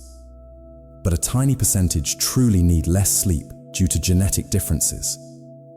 These individual variations mean that sleep recommendations should be treated as general guidelines rather than absolute rules. The best amount of sleep is whatever allows you to feel rested, alert, and function well during waking hours, which varies from person to person. The two-process model of sleep regulation, proposed by Alexander Borbely, remains the standard framework for understanding sleep timing. Process S represents homeostatic sleep pressure that builds during waking and dissipates during sleep. Process C represents the circadian rhythm that promotes wakefulness during the day and sleepiness at night. These two processes interact to determine when we feel sleepy and when we feel alert. In the evening, Process S is high from accumulated waking time, and Process C begins promoting sleepiness, making this the optimal time for sleep onset. In the early morning, Process S is low from sleep, while Process C begins promoting wakefulness, facilitating awakening. Disruptions to either process impair sleep. Irregular sleep schedules disrupt Process C, while staying in bed for excessive time without sleeping reduces Process S. Understanding these two processes helps explain why maintaining regular sleep-wake times and avoiding excessive time in bed improves sleep quality. Sleep disorders affect a substantial portion of the population, ranging from relatively common insomnia to rarer conditions like narcolepsy. Insomnia, characterized by difficulty falling or staying asleep despite adequate opportunity, affects roughly 10 to 30% of adults at any given time. Sleep apnea, where breathing repeatedly stops and starts during sleep, affects millions and increases risk for cardiovascular disease, stroke, and other health problems. Restless leg syndrome creates uncomfortable sensations and urges to move that prevent sleep onset.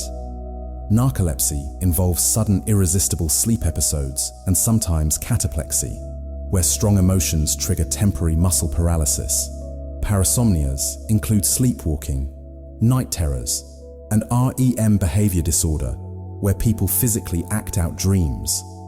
Many sleep disorders are treatable once properly diagnosed, but they often go unrecognized for years, causing unnecessary suffering and health consequences.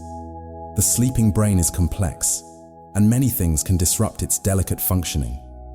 The relationship between sleep and mental health is bidirectional and profound. Almost all psychiatric conditions include sleep disturbances as symptoms. Depression typically involves either insomnia or excessive sleep. Anxiety disorders often feature difficulty falling asleep due to worry and rumination. Bipolar disorder shows dramatic changes in sleep patterns between manic and depressive phases. Post-traumatic stress disorder includes nightmares and sleep disruption. Schizophrenia involves altered sleep architecture and circadian rhythms. Importantly, treating sleep problems can sometimes improve psychiatric symptoms, and treating psychiatric conditions often improves sleep. The causality runs both ways. Poor sleep can trigger or worsen mental health problems, and mental health problems disrupt sleep. This interconnection suggests that sleep should be a primary target in treating mental health, not merely a secondary symptom. Protecting and improving sleep may be one of the most effective ways to support mental health and resilience. Sleep's role in physical health extends far beyond simply feeling rested. Chronic sleep deprivation increases risk for cardiovascular disease, diabetes, obesity, weakened immune function, and even some cancers. During sleep, the body regulates hormone levels, including those controlling hunger and metabolism. Sleep deprivation disrupts these hormones, increasing appetite and decreasing feelings of fullness, contributing to weight gain. The immune system produces and releases cytokines during sleep that help fight infection and inflammation. Blood pressure naturally dips during sleep, and people who don't get adequate sleep miss this crucial cardiovascular rest period. Sleep affects insulin sensitivity and glucose metabolism, explaining the link to diabetes risk. The body's repair processes, from healing wounds to maintaining tissues, work primarily during sleep. Modern medicine increasingly recognizes that sleep isn't a luxury or wasted time, but rather a fundamental pillar of health as important as nutrition and exercise. The phenomenon of sleep inertia, that groggy feeling upon awakening, occurs because the brain doesn't instantly transition from sleep to wakefulness. Particularly when waking from deep sleep, it can take from minutes to half an hour for full alertness to return. During sleep inertia, performance on cognitive tasks is impaired, decision-making is compromised, and mood may be irritable.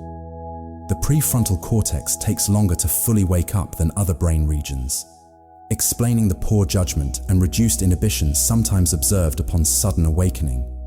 This has practical and safety implications. Emergency responders, hospital personnel, or anyone who might need to make critical decisions upon sudden awakening should be aware that sleep inertia temporarily impairs performance. The intensity and duration of sleep inertia depend on which sleep stage you wake from, how sleep deprived you are, and individual differences. Coffee helps counter sleep inertia, not just through its stimulant effects, but also by blocking the residual adenosine still present in the brain from sleep. The brain's default mode network, active during quiet waking rest, shows interesting patterns during sleep. During NREM sleep, this network decreases in activity and becomes less connected. During REM sleep, it shows activity patterns more similar to waking, though with different functional connectivity. This network is involved in self-referential thinking, memory retrieval, and imagining scenarios, functions that seem relevant to dreaming. The relationship between default mode, network activity, and dream experience remains an active area of research. Understanding how this network operates across different consciousness states may help explain not just dreams, but the nature of conscious experience itself. The default mode network represents what the brain does when not focused on external tasks, and its evolution of activity across sleep stages provides clues about how consciousness transforms during sleep. From the focused awareness of waking to the internally generated experience of dreams. Meditation and mindfulness practices can improve both sleep quality and dream experience. Regular meditation has been shown to reduce sleep latency, increase sleep duration, and improve subjective sleep quality. It may work by reducing physiological arousal, quieting mental rumination, and increasing body awareness that helps recognize signs of sleepiness. Some forms of meditation, particularly those emphasizing present moment awareness, increase the likelihood of lucid dreaming. The mechanisms overlap. Both meditation and lucid dreaming involve metacognition, the capacity to observe one's own mental state. Regular meditators sometimes report changes in dream content, including more peaceful dreams and greater dream recall. This suggests that practices affecting waking consciousness can also affect sleeping consciousness, supporting the view that waking and dreaming exist on a continuum of conscious states, rather than being completely separate phenomena. What we cultivate in waking awareness can influence our dream experience. The brain's memory consolidation during sleep is selective, prioritizing information deemed important while letting irrelevant details fade. This triage process begins during encoding, when emotional salience and attention mark certain memories as important, and continues during sleep, when these marked memories receive preferential consolidation.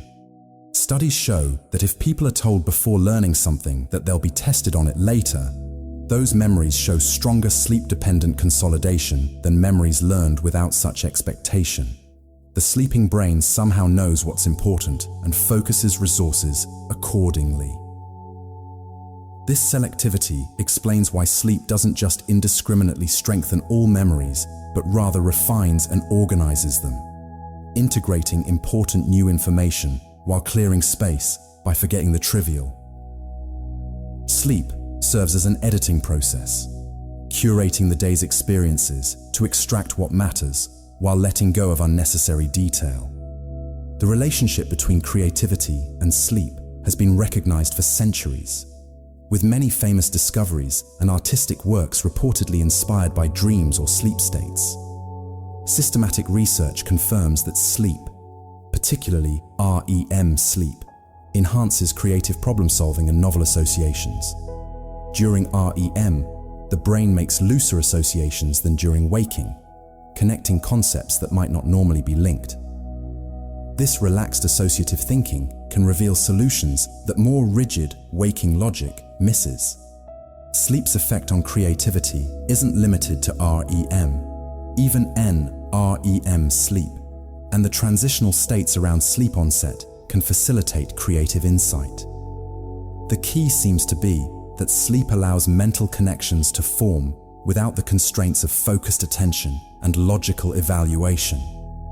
The dreaming mind, wandering through memory and imagination without direction or judgment, sometimes stumbles upon connections the waking mind would never consider. This is why problems we struggle with while awake sometimes resolve overnight, their solutions appearing obvious in the morning light. You might be feeling tired now. That's perfectly fine. Breathe slowly. Feel the cycles. Spacecraft orbit Earth. Earth orbits the Sun. The Sun orbits the center of the Milky Way. All are circles, cycles, endless orbits, like your breath.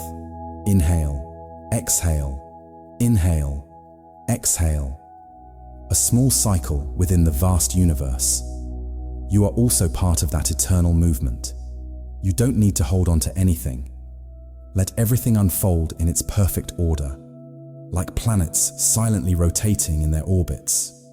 Unhurried, unresisting, simply existing. We're almost there now. The activation synthesis hypothesis, proposed by psychiatrists Alan Hobson and Robert McCarley in 1977, suggests dreams result from the brain trying to make sense of random neural activity during REM sleep. The brainstem generates random signals, and the cortex synthesizes these into dream narratives. While this theory has been modified over time, it shifted dream research by proposing that dreams might not carry deep symbolic meaning, but rather represent the brain's storytelling function doing its best with random input. Like finding shapes in clouds, the dreaming mind creates meaning and narrative from neural noise.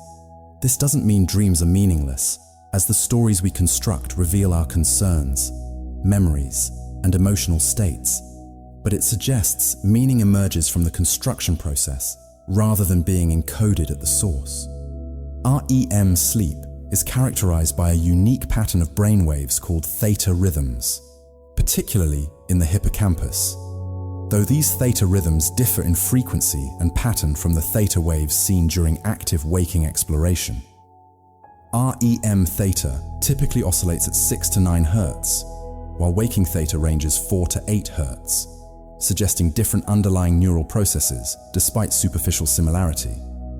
The hippocampus shows strong activity during REM, replaying patterns of neural firing that occurred during waking experience.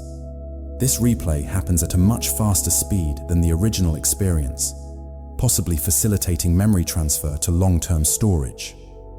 The interaction between hippocampal replay and cortical activity during REM may allow new experiences to be integrated with existing knowledge, finding connections and patterns that weren't obvious during initial learning. This process might explain why we sometimes wake with new insights about problems we fell asleep pondering.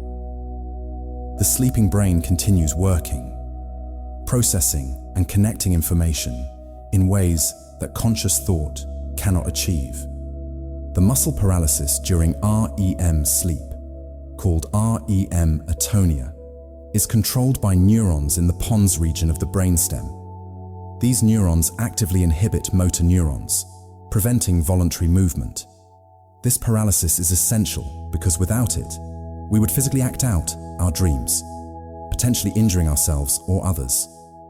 REM, sleep behavior disorder, occurs when this paralysis mechanism fails, leading people to punch, kick, or even leave bed while dreaming. This condition is more common in older adults and sometimes predicts the later development of neurodegenerative diseases like Parkinson's. The paralysis doesn't affect the diaphragm or eye muscles, allowing breathing and rapid eye movements to continue. When it works properly, REM atonia creates the strange state of vivid conscious experience combined with complete physical immobility. Mind flying free while body lies still. The rapid eye movements during REM sleep correlate somewhat with dream content, though the relationship is complex. Studies using special contact lenses to track eye movements in sleeping subjects show that eye movement patterns sometimes match the direction of gaze in reported dreams. Looking at something in the upper right of the dream may correspond to rightward and upward eye movement. However, the correlation isn't perfect, and some REM eye movements don't seem to track dream imagery. The eyes might be scanning dream scenes, or the movements might result from activation of eye movement centers that incidentally creates a sense of scanning in dreams. The eye movements, dreaming, and REM sleep are linked through common neural mechanisms. But whether eyes track dreams or dreams reflect eye movements remains partially uncertain. Both probably occur.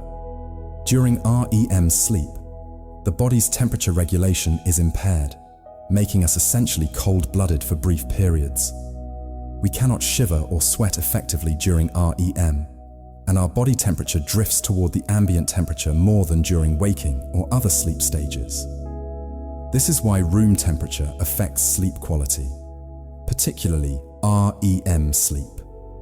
Excessively warm or cold environments can disrupt REM sleep, fragmenting it into shorter periods or reducing its overall duration. The optimal sleep temperature for most people is cooler than comfortable waking temperature, generally around 60 to 67 degrees Fahrenheit or 15 to 19 degrees Celsius, though individual preferences vary. This temperature sensitivity during REM has led researchers to wonder whether this state evolved from a more primitive form of sleep in earlier mammals. The temporary loss of temperature regulation represents a vulnerability that must be outweighed by REM's benefits for this costly feature to have persisted through evolution. The amount of REM sleep we get changes across the night, with REM periods growing progressively longer. The first REM period might last only 5 to 10 minutes, while the final REM period before waking can extend 30 to 45 minutes or more. This progression means that the longest and most vivid dreams occur in the early morning hours, which is why we're most likely to remember morning dreams.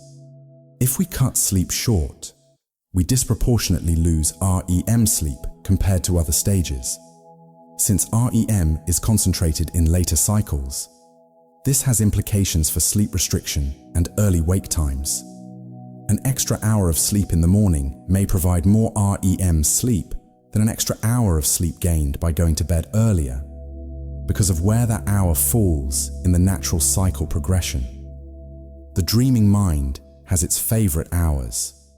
The discovery of REM sleep disorder led to important insights about the neural control of REM sleep and dreaming.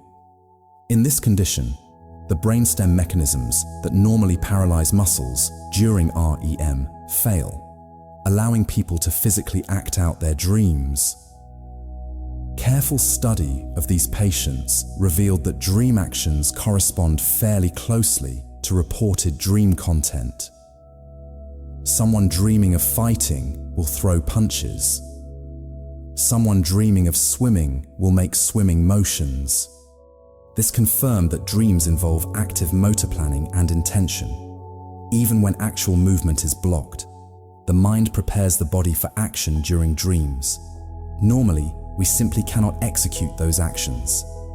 This research helped map the neural systems controlling REM sleep and revealed that dreaming consciousness includes the motor systems despite the body's inability to move, suggesting dreams are more than passive observation. The intensity of REM sleep, measured by density of eye movements and degree of brain activation, varies through the night and across individuals. REM intensity appears related to emotional intensity and may affect how well REM sleep serves its emotional regulation function.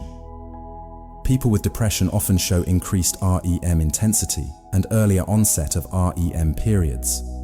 Some antidepressant medications suppress REM intensity, which might contribute to their therapeutic effect. Stress and anxiety also increase REM intensity, possibly as the brain attempts to process heightened emotional states. However, excessive REM intensity might overwhelm this processing capacity, explaining why stress and anxiety can worsen with poor sleep. The relationship between REM intensity and emotional health remains an active research area, offering potential insights into mood disorders and their treatment through sleep modification. Dream imagery draws heavily on episodic memories, specific personal experiences, but the way memories appear in dreams is fragmented and recombinatory. You might recognize elements from yesterday, last week, and childhood all appearing in a single dream scene. The dreaming brain accesses memory stores differently than waking consciousness, pulling fragments based on emotional similarity or loose associations rather than coherent narratives. This creates the surreal quality of dreams, where time periods collapse and contexts blend impossibly. Research shows that recent memories, particularly from the past few days, appear most frequently in dreams, but they're often combined with older memories. This mixing might serve memory consolidation by linking new experiences to existing knowledge frameworks. The dreaming mind weaves present into past, creating connections that may help us understand new experiences in light of accumulated wisdom. The emotional content of dreams often amplifies the emotions of waking life. If you're anxious about something, dreams might transform that worry into being chased, trapped, or failing at critical tasks. If you're excited, dreams might involve adventure, achievement, or joyful experiences. However, the specific content rarely directly represents the source concern. Work stress doesn't produce dreams of work, but of being unprepared, lost, or overwhelmed in completely different contexts. This emotional amplification might serve a therapeutic function, allowing us to experience and process feelings in exaggerated form. The dreaming mind uses emotion as its organizing principle more than narrative logic. Dreams gather memories, images, and scenarios that share an emotional tone, creating emotion-based collages rather than logically coherent stories. Some researchers propose that dreaming evolved partly to simulate threatening situations, allowing us to practice responses without actual danger. Dreams do feature more threatening content than would be expected by chance alone, and our dream responses to threats, while often ineffective in dream logic, may strengthen neural pathways for dealing with challenges. This threat simulation theory suggests that ancestral humans who dreamed frequently about predators, social conflicts, or environmental dangers might have been better prepared to handle actual threats, providing a survival advantage. While this theory remains speculative, it offers an evolutionary explanation for why dreaming persists despite its costs, including the temporary paralysis and vulnerability of REM sleep, like play behavior that allows young animals to practice skills. Dreaming might provide a safe training ground for crisis responses. We rehearse the difficult, the frightening, and the challenging in dreams so that when reality tests us, we're better prepared. The forgetting of dreams is so rapid and complete that we likely remember less than 1% of our dream content. Within 5 minutes of waking, we've forgotten half of a dream we briefly remembered. Within 10 minutes, 90% is gone. This extraordinary forgetting occurs because the neurochemical state supporting memory formation during waking consciousness is altered during REM sleep. The brain regions and neurotransmitters that transfer information from short-term to long-term storage operate differently in sleep. Additionally, upon waking, attention immediately shifts to the external world and current concerns, leaving no mental space to rehearse dream memories. Dreams also lack the coherent structure that aids memory, jumping between scenes and violating causality. Without making deliberate effort immediately upon waking to record or mentally rehearse a dream, it dissolves, leaving only a vague sense that something was dreamed. Your brain creates entire worlds while you sleep. Every night, during REM sleep, your mind constructs vivid experiences from memory fragments, emotions, and abstract patterns. Characters appear, conversations unfold, and landscapes emerge, all generated from within. These dream worlds feel real in the moment, complete with sights, sounds, and even physical sensations. Yet they vanish upon waking, like morning mist. The sleeping brain is not resting, but creating, exploring possibilities that waking life never offers. Dreams can incorporate information learned just before sleep, particularly if we intend to remember it. Studies show that material reviewed right before sleep often appears in dream content, and the presence of such content correlates with better memory for the material the next day. This supports practical study strategies of reviewing material before sleep. The dreaming mind continues wrestling with whatever occupied our waking thoughts, though the wrestling takes strange, non-logical forms. Mathematical problems become landscapes to navigate. Language vocabulary becomes conversations with imaginary characters. The transformation is unpredictable, but the engagement is real. The boundary between sleeping and waking thought is porous, with concerns flowing across and being processed in both states, each offering different perspectives and approaches. The duration of a single dream, within one REM period, can be surprisingly long. The final REM period before morning waking can last 45 minutes or more, potentially containing a single extended dream narrative. However, most dream reports, even from long REM periods, describe what feels like much longer experiences. The dream compresses and skips time in ways that don't follow clock time. A journey that feels like hours might occur in minutes. This time, distortion happens because dreams don't need to represent every moment of an experience. Only key moments that suggest duration. Your memory of a long journey in a dream might include only arrival, travel, and destination, with the experience of time passing constructed in memory, rather than lived moment by moment during the dream. The brain areas responsible for self-awareness and metacognition show reduced activity during normal dreaming, which is why we rarely question the bizarre events occurring in dreams. We accept flying, impossible architecture, dead relatives return to life, and radical changes in time and place without surprise. The critical faculties that during waking would immediately recognize these impossibilities are offline. Lucid dreaming occurs when these self-monitoring regions partially reactivate during REM sleep, allowing awareness of dreaming while the dream continues. Brain imaging studies of lucid dreamers show increased activity in prefrontal regions compared to normal dreaming. This demonstrates that different levels of consciousness during sleep are possible, and that the line between dreaming and waking consciousness is more of a continuum than an absolute boundary. The storylines of dreams rarely make logical sense upon waking, yet while dreaming they feel coherent. This happens because the dreaming brain lacks the error-checking mechanisms that detect inconsistencies during waking thought. In dreams, your childhood house can have rooms from your adult home, and this contradiction doesn't register. People can be simultaneously themselves and someone else.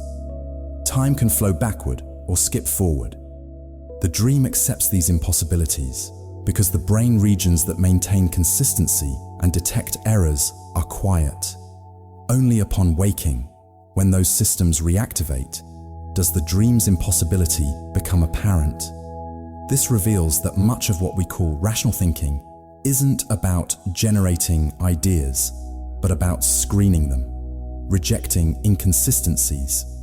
Dreams show us consciousness without the screening, thought without quality control. Some cultures practice deliberate dream sharing, gathering in the morning to tell dreams to the community.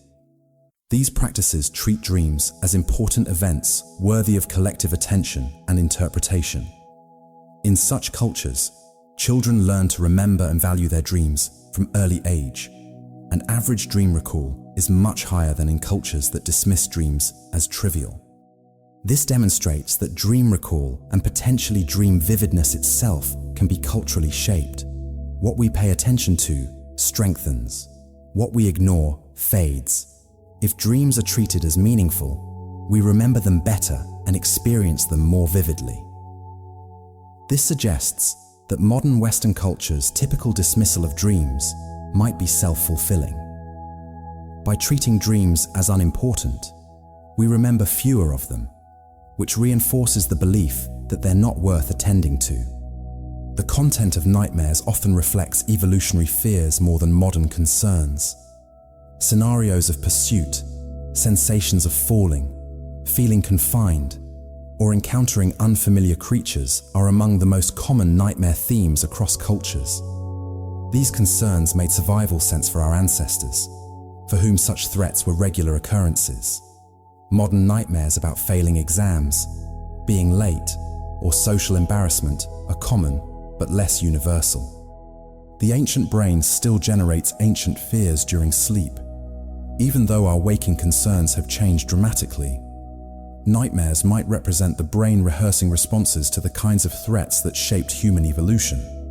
Threats that rarely manifest in modern life, but still echo in our sleeping minds. The experience of being a character in your own dream, having a dream body and dream perspective, is constructed by the brain without sensory input from the actual body.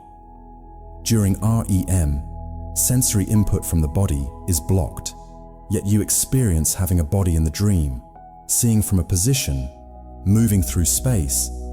This demonstrates that the sense of embodiment during waking is also a construction, usually based on sensory information, but not requiring it. The brain creates a model of self in space, whether or not actual sensory data supports that model. Dreams reveal that subjective experience of having a body and being located in space is something the brain produces, not something that emerges automatically from having a physical body.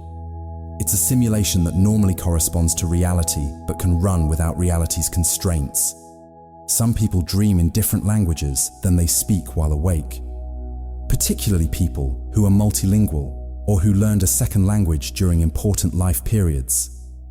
The language of dreams might reflect the language associated with particular memories or emotional states. A person who learned English as an adult might dream in their native language when dreaming about childhood. Someone who uses different languages at home and work might dream in the language associated with the dream's social context. This reveals that language in dreams, like all dream content, is drawn from memory and associations rather than being generated fresh. The words spoken in dreams are remembered words, patterns of speech we've heard and used, activated by the dreaming brain's associative processes. The sleeping brain maintains some connection to the external world, processing sounds and stimuli even during deep sleep. Studies show that the sleeping brain responds differently to the sleeper's own name than to other names, and that new parents wake more easily to their infant's cry than to other sounds of similar volume. This selective attention during sleep helps explain how people sleep through familiar background noise, but wake to unusual sounds. The sleeping brain monitors the environment continuously, deciding what's safe to ignore and what's important enough to trigger awakening. This protective function comes at a cost. However, noise and stimulation during sleep, even when not sufficient to cause waking, fragment sleep and reduce its restorative quality. The brain never fully disconnects, never completely rests, remaining always slightly vigilant. Dreams sometimes include sensations and experiences we've never actually had. People born deaf dream in sign language and don't hear sounds in dreams, yet report rich dream experiences organized around visual and tactile elements instead. This shows that dreams work with whatever sensory modalities the brain has developed, creating complete experiential worlds from available building blocks. Similarly, people dream of flying despite never having flown, and dream of fantastical creatures and impossible places. The brain can extrapolate, combine, and invent beyond direct experience, though always using experience as raw material. Dreams reveal the brain's generative capacity, its ability to simulate experiences beyond what reality has provided. We dream what we know, but we also dream variations and combinations that push beyond the boundaries of the known into pure imagination. The relationship between sleep and consciousness remains one of neuroscience's deepest mysteries. We don't fully understand how physical processes in the brain generate subjective experience during waking, and the problem becomes more complex when considering sleep and dreams. During deep sleep, consciousness as we know it seems to disappear entirely, though we can't be certain what, if anything, is being experienced during these periods. During REM, consciousness continues, but in a radically altered form. The question of what consciousness is, how it relates to brain activity, and why subjective experience exists at all, becomes even more puzzling when we consider its transformations during sleep. Dreams prove that consciousness can exist without external input or physical action. They demonstrate that the sense of being someone, somewhere, experiencing something, can be entirely constructed internally. Whether a sleeping dog truly experiences something we would recognize as dreaming remains difficult to determine. While we can measure similar brain patterns, the subjective experience itself, what it feels like to be a dreaming dog, stays beyond direct access. Scientists continue exploring markers of consciousness across species, gradually narrowing the gap between behavior and inner experience. Each night, we enter a state as strange as any exotic locale or altered state of consciousness, yet we take it utterly for granted. We lie down, close our eyes, and within minutes, our consciousness transforms. Our sensory connection to the world fades. Our body becomes paralyzed. Our brain begins generating complete experiential worlds from memory and imagination. We live through hours of bizarre adventures, then wake and immediately forget most of what we experienced. This happens every single night, to every single person, an universal human experience so familiar we barely pause to wonder at it. Yet sleep and dreams remain deeply mysterious. We still don't fully understand why we need sleep, why we dream, how much of what we experience during dreams actually occurs during sleep versus being constructed in the moment of waking. The third of life we spend asleep remains in many ways unknowable, a necessary journey we take every night into a country whose borders we can never fully map. And perhaps that's appropriate. Perhaps consciousness should contain mysteries it cannot fully illuminate. Perhaps the dreaming mind should remain partly beyond the waking mind's understanding, a reminder that we are stranger and more complex than we usually imagine. And so, our quiet journey through the science of dreams and sleep comes to a gentle close. We've traveled from the fragile memories of morning dreams to the neural mechanisms of REM sleep, from the meaning we seek in nightmares to the mysteries consciousness itself. We've discovered along the way that sleep is not absence, but transformation, not emptiness, but a different kind of fullness. From forgotten dreams dissolving at dawn to the brain's nightly housekeeping that preserves our waking function. From the paralyzed body hosting vivid experience to the question of what consciousness really is. We've glimpsed how sleep and dreaming are both deeply strange and utterly fundamental to human existence. Dreams remind us that consciousness takes many forms, that reality is not singular but multiple. Much of what defines us as human happens in silence, in darkness, in the private theater of sleep where we create worlds no other can witness. Dreams teach us humility about the nature of experience and certainty. Without sleep and dreams, memory, emotion, creativity, and health all deteriorate. By pausing to notice these nightly journeys, we glimpse the extraordinary architecture of consciousness. Sleep is not time lost, but time transformed into something essential and strange. And now, in these final minutes, take the deepest breath you can, as deep as possible. Think about unity of every atom, every event, every moment in the universe. You are not separate. You are a link in the endless chain. Think about consciousness itself, yours, mine, everyone listening, all awareness everywhere, perhaps all connected in ways we don't yet understand. You are not alone in the universe of minds. Let your entire being dissolve into the ocean of consciousness. into dreamless rest, into the space before thought. Prepare for deep sleep. No boundaries left, only peace. If this thoughtful exploration of the mind made you feel less alone, whisper it forward to someone awake tonight.